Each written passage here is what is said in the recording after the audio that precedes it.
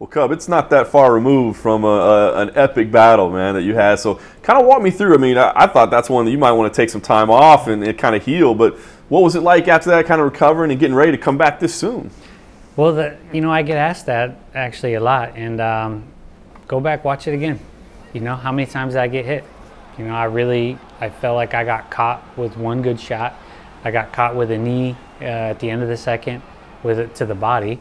But to the head, I only got caught with one really hard shot. Other than that, I got I think one good jab I walked into in the first.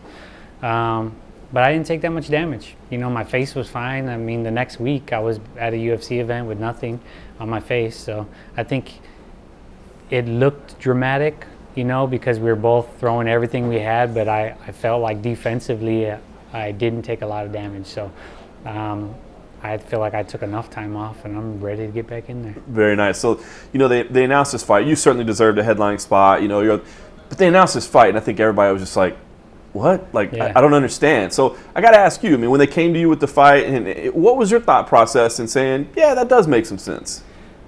Well, people just don't think long term, about how the division is and who's going to be in line. And the thing is you can't kill off all the #1 contenders with, the two top rising guys going against each other, because then one wins and then that guy gets injured, then you got nobody. So they need to keep a couple contenders in play. I understand how that game works. The fact of the matter is I can't fight a lot of the guys in the top 10 because I've already fought them. So this is a guy that has a lot of hype around his name for whatever reason. He started talking crap, and they said, hey, you want to fight him? I was like, cool. I don't like the guy already, so I don't mind, And anybody that thinks that this fight shouldn't happen, look at the reality of it is, one, you don't like him and you want to see me kick his ass, cool. Number two, he gets a stunning upset and boom, that's a new guy that's right there in the division that has a big following. Or three, we both show up and beat the crap out of each other and it's an epic fight. Like what's wrong with any of those scenarios? For you personally, though, I wonder, I mean, is a situation where, I mean, obviously if he beats you, he's just made his name. You know what I mean? It's huge for him. For you, if you win, it's like, well, yeah, Cub was supposed to win that fight. Yeah. I mean, is it hard to go into a fight knowing that that's kind of how the stakes are? It would be hard if you allowed it to be that way. But I've had that from day one, like, oh, you're going to beat this guy, but don't take him lightly. It's like, well, then why are you telling me that, So the reality of it is that he's still getting better. He's every fight that he's had in the UFC, he's made strides. He's an awkward guy, but he is getting better. He trains with a good camp. He's got good people around him. He's motivated. He's hungry. So I had to watch film on him and always anticipate that he was going to be better. And then the fact that this is 5 rounds, I had to step up my training. So everything I did last camp, I had to do more this camp, So there's no way I could go into this fight, taking it lightly.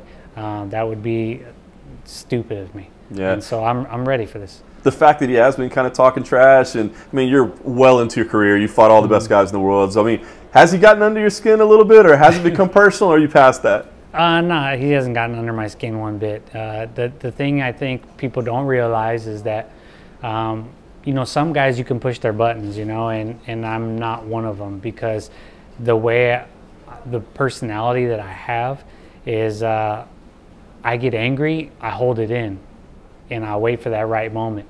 So anytime that I've ever gotten mad in a fight, I just kind of put it in my mind, and then it's like I'll wait until I get on top or when I'm in the mount, and then all of a sudden I'm like, oh yeah, you remember that? So I wait until I'm in the best position before I unleash that. So like I said, for somebody that thinks they're going to get under my skin, it's just not going to happen. All it did was motivate me to train hard, and just going to give me more pleasure. Very nice. You talked about kind of the landscape of the division and that sort of thing. Are you thinking about that? Because it's kind of an interesting time up at the top. There's just a handful of you that are really on that elite level right now. Are you thinking about kind of where this puts you, and if there's a title shot in mind, or do you let yourself think about that stuff? Yeah, I think about it a little bit, and the reality is I'm it's out of my control.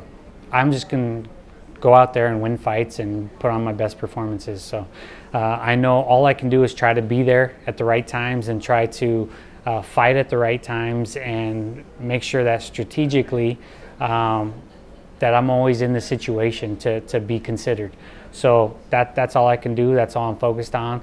I'm not gonna go out there and beg to get title fights and this and that, because that's not what makes me happy. And I'm the best at this when I'm happy. I feel like my 2 losses, I wasn't happy in those situations. They made me take fights that I wasn't thrilled about, and I let things get to me, and I was emotional, and I was detached from the love of the sport. And so that was with my year layoff and getting back to it and working with a sports psychologist and just remembering why I got into this, why I love fighting. I've been able to put on more great performances, and I feel like they've been better every fight. So my goal is to go out there and put on a better fight than the last one. And if they decide to give me a fight, then I will show up. You're still a young guy, but I know you got things going on outside the sport. You know, you got some businesses going on, you got family going on. Are you, I mean, it sounds like the passion is back there for you, but are you thinking at all about when the end is coming, or do you feel like you're still right in the middle of the prime right now? Well, I feel like I just got into my prime with with my heritage and everything. My family just, you know, runs long. So I felt like I was a late bloomer or something, and I you know, am hitting my stride later. But as far as wanting to move on, I know that that's eventually going to happen, and really with my age, it just makes me think about it and prepare for it. So every time I fight, I'm getting a decent chunk of money, and I'm putting it to work. I'm securing my future. I'm not buying fancy cars.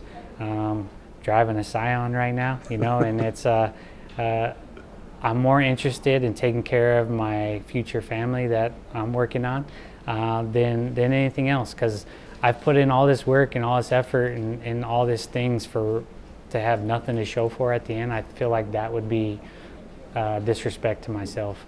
And so I'm gradually taking all these lessons I've learned from the fight game and trying to apply it into what comes next, and whether it being an entrepreneur and business owner and things like that, and a family man.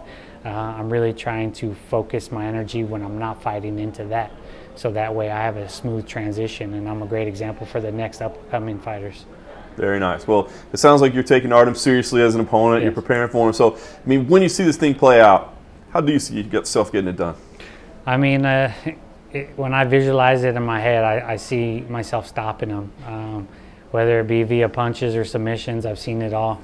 I really just want to go in there and just flow and not overthink it. Just take what's there, show that I'm the better fighter, and if he's game, or if it's a war, then so be it. 5 rounds of beautiful destruction.